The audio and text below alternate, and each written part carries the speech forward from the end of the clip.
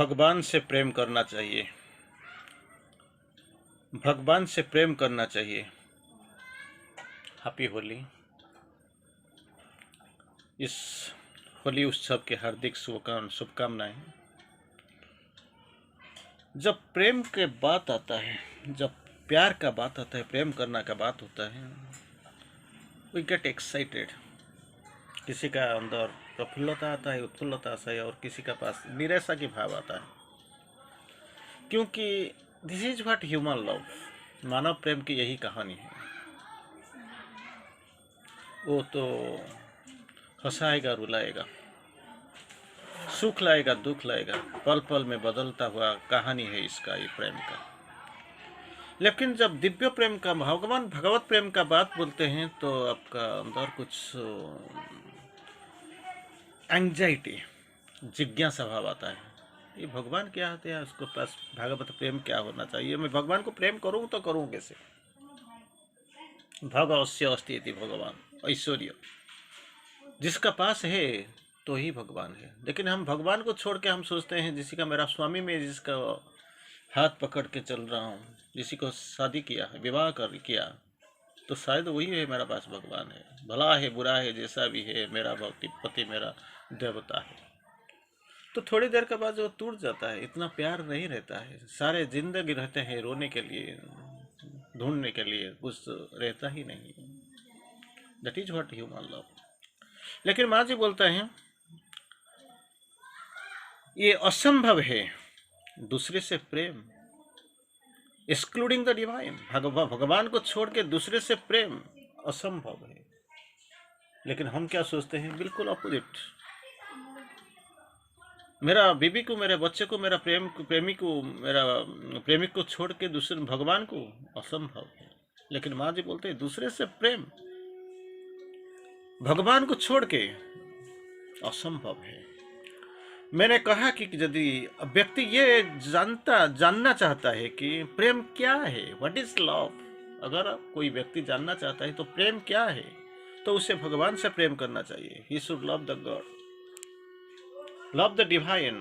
प्रेम क्या है, प्रेम का गुणवत्ता क्या है, प्रेम का गंभीरता कितना है, प्रेम का परिभाषा क्या है, प्रेम का परिमापक क्या है, तो क्या होने चाहिए, इसको भगवान से प्रेम करना चाहिए।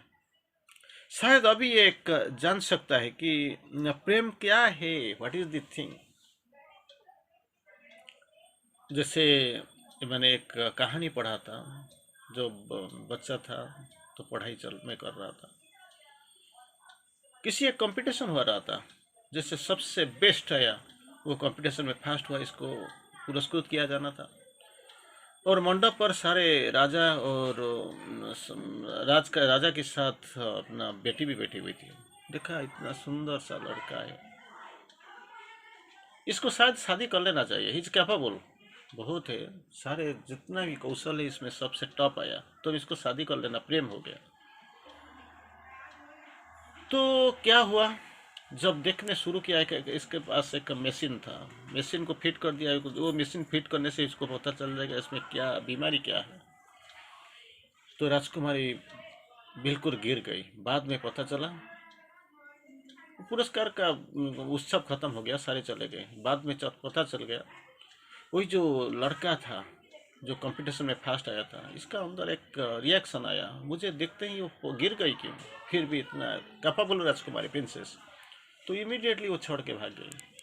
और राजकुमारी को बाद में पता चला कि इसका अंदर बहुत कुछ बीमारी है, देखने के खूबसूरत राजकुमार जैसे चेहरा, सब में एफिशिएंट एफिकेसी सब कुछ है, लेकिन थोड़ी देर में बहुत बीमारी है, ज़्यादा दूर टिकने वाला नहीं है, तो इसलिए गिर गई। और इसके बाद शादी भी करना छोड़ दिया, क्योंकि प्रेम भाव से अपना प्रेम जो थोड़ी देर के तन की बहुत कम समय के लिए इसका अंदर आई थी, तो इसलिए कुर्बान कर दिया, जीवन को छोड़ दिया। और ये राजकुमार के, ये जो लड़का क्या किया, जंगल में चला गया साधना करता, क्यों, मुझे देखते देखते वो राजकुमारी गिर गई और इसका अचेत हो गई, चली गई। बहुत देर के बाद इसको पता चला प्रेम का परिमापक एक मशीन, एक यंत्र का उद्भावन हुआ जो प्रेम को कल्पना कर सकते हैं, माप कर सकते हैं, परिमाप कर सकते हैं, measure, it can measure love. इसको इन्वेंशन कर दिया और आ गया। फिर वही कहानी है, दूसरा बार कंपटीशन हुआ, वो लड़का भी फास्ट आया, वही स्टेज को चला गया, राजा ही है और राजकुमारी भी है। तो राजकुमारी बहुत दिन से शादी नहीं हुआ है, तो बहुत दिन के बाद मैंने थोड़ा सा गलत किया। वो उस टाइम राजा नहीं था, वो राजकुमारी राजा बन गई थी, राज्ञी बन गई थी, सम्राज्ञी।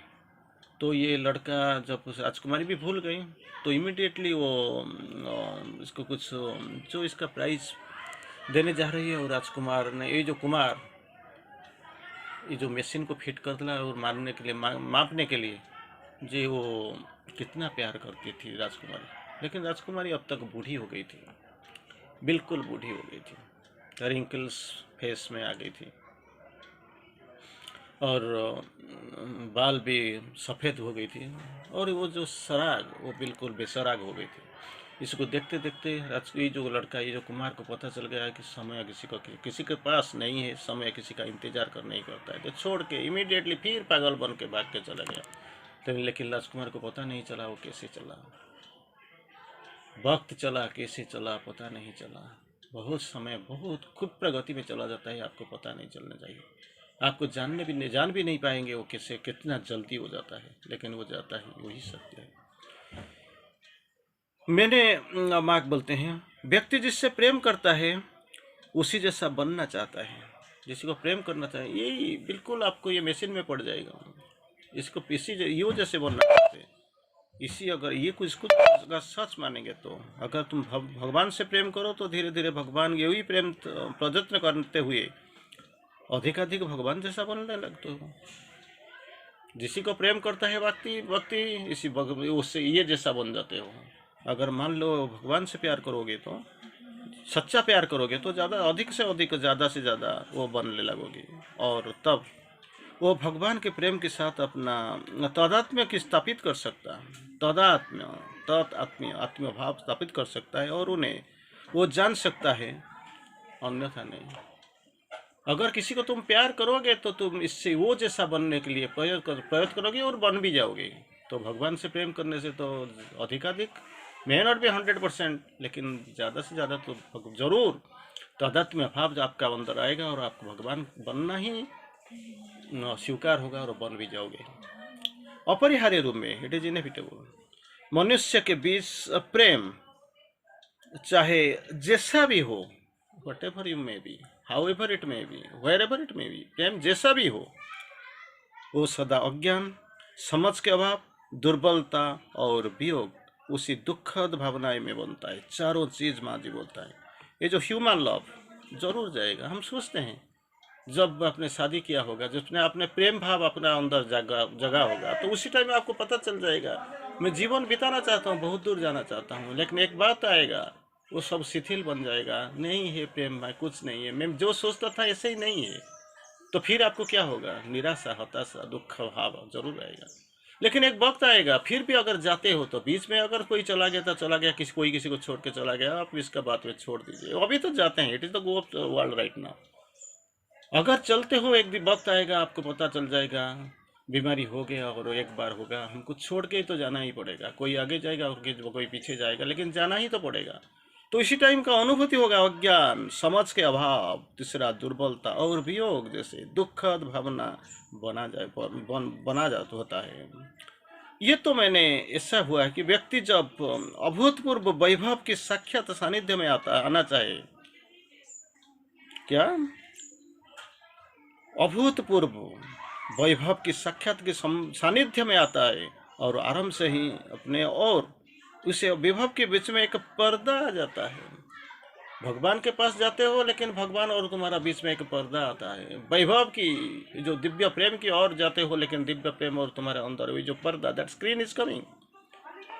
2 पर्दे 3 पर्दे डाल लो, जिस बात पर आश्चर्य कर सकते हो कि असली वस्तु दिखाई नहीं पड़ी। कभी कभी होता है कि इतना चेतना में थोड़ा सामने आप आगे जा चुके हो, तो एक ही पर्दा पड़ने से आपको पता चल जाता है वो पर्दा चढ़ जाएगा। Night is the darkest before the dawn. जितना घना होगा इतना ही सुबह आने का वक्त, मुहूर्त पास आ जाएगा। लेकिन अगर मान लो आप थोड़ा दूर में है, पहला पर्दा, दो पर्दा, तीन पर्दा, चार पर्दा, जो पर्दा जैसा पर्दा, लेकिन आप टूट जाओगे, दिखाई नहीं पड़ी, और उसका एक घुंघला सा आभास ही मिलेगा, घुंघला जैसा, जस्ट वन शैडो, आभास ही मिलेगा, जो जो जिसमें तो वास्तविकता भी नहीं है। इसके लिए पहला कार्य पर्दा को हटा देना। You fast, you just move out the screen. ये पर्दा जब तक नहीं हटेगा तब तक आप भगवान के पास नहीं जा सकते, भगवान के मुखश्री नहीं देख सकोगे। An absolute supernatural darkness falls upon man sometimes. Absolute supernatural darkness, अंधेरा। ऐसे ही एब्सोल्यूट और सुपरनेचुरल, अति भौतिक, अति प्राकृतिक और परम चरम एक अंधेरा आपके सामने आ जाएगा। कब आ जाएगा, कैसे आ जाएगा? When he draws near to the God, जब भगवान के पास आप जाओगे, नहीं तो उसका आने का कोई जरूरत नहीं है। तो ये काम क्या करना है, ये पर्दा को हटाओ पहले। अगर पर्दा हट गया तो पर्दा के पीछे क्या है, कौन है, पता चल जाएगा, अब देख पाओगे। इन सब को निकाल देना और आगे बढ़कर अपने आप को उसी वैभव की में उपस्थिति में पाना। अगर पर्दा है तो जाने नहीं देता है, ऑब्स्टेकल तो, हॉडल्स तो आता है, हॉडल को आप हटा सकते हो, जीत सकते हो, लेकिन हॉडल के को छोड़ के अगर आपका सामने जो ऑर्डिल ऑब्स्टेकल आ गया जो बिल्कुल जाने नहीं देगा, तो क्या करोगे? हॉडल की तो हटा नहीं पाते हूँ तो ऑब्स्टेकल आएगा कैसे हटाऊँ? तो भगवान की सहायता लेना।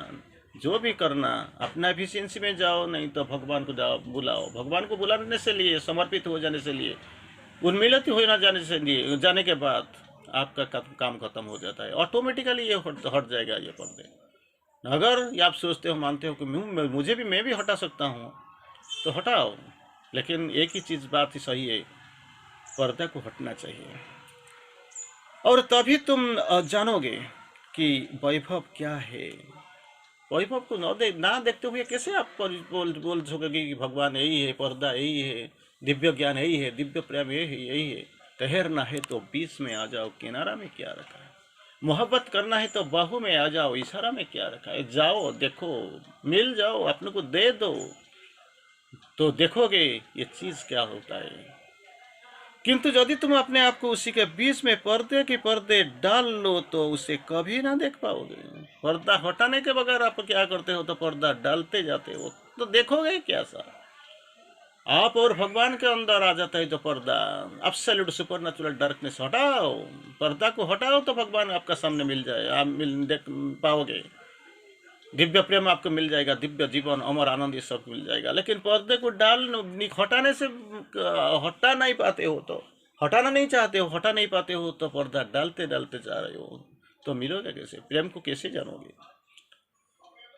तुम्हें एक घुंगली सी प्रतीति हो सकती है, जैसे ओह कोई चीज है, बस इतना है।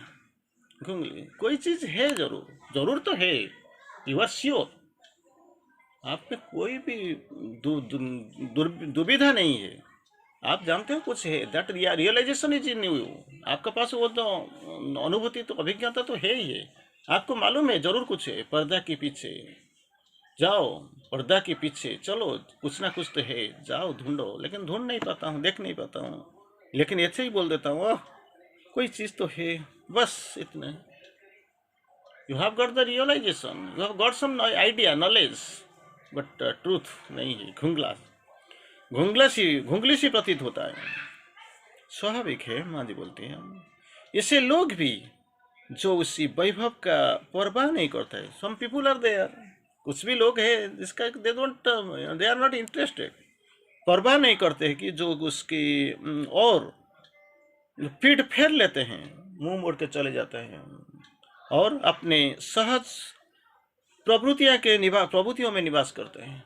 They live their own instinct, own nature, own characteristic, इसमें रहते हैं। वो पशुवत होते हैं, दे आर लाइक एनिमल्स।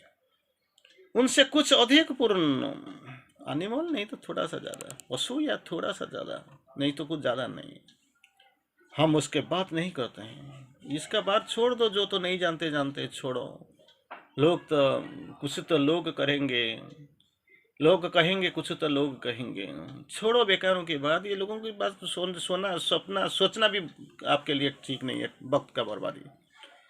हमें उन्हें इनका हाल पर भी छोड़ देना चाहिए। Let them live in their bounds, इसका हाल पर छोड़ दो, और जो कोई करते हैं करते रहें, जो चाहें करते रहें। Let them do whatever they like, इसका बिल्कुल कोई महत्व तो नहीं। It has got absolutely no importance. इनका हम पर कुछ भी प्रभाव नहीं पड़ता, क्योंकि आप अपने रास्ते में चलते हो, वो अपना रास्ते में। मैंने ये बात इनके लिए लिखी हूँ। लेकिन एक ही बात आपको याद रहना चाहिए, भगवत प्रेम ही महान उपचार है। It has curing capacity. भगवत प्रेम की महान उपचार है। इसीलिए दोस्तों, आज पर जो हम मेरा सामने बैठे हो, इसी दोल रंग के साथ, होली के रंग के साथ अपना जीवन को रंगाओ, खुश बनो, मस्त रहो, आनंद में चलो, भगवान से प्रेम करो, करना ही चाहिए। भगवान को प्रेम करो, भगवान को अपने हृदय में जगह दे दो, और खुद को खोल दो, उन्मिलित हो जाओ, समर्पित हो जाओ, बुलाओ, ग्रहणशीलता को बढ़ाते जाओ। भगवान आपका भला करेंगे। ये होली अपना जीवन में रंग लाती रहेगी। ये मोहब्बत रंग लाएगी, होली रंग लाएगी। भगवान को प्रेम करो, करना भी चाहिए। होली जरूर रंग लाएगी। वंदे मातरम। धन्यवाद।